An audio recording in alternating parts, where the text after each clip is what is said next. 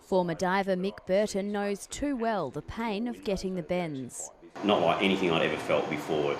There's something really weird going on in there, and it feels like a bubble in your bones. Very painful, yeah.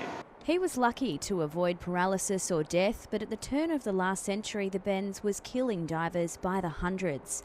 Then in 1915, this experimental steel chamber was donated to BROOME. Its first patient was a Japanese diver who'd been paralysed from the waist down for 4 days.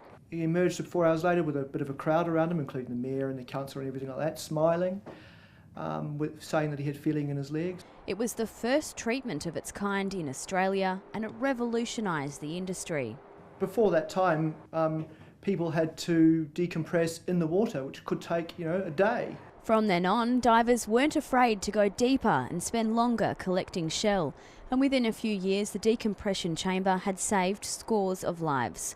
But when the industry crashed, the chamber was discarded. It was found at a rubbish tip in the 70s and restored, and this month pearl producers are celebrating its 100th year.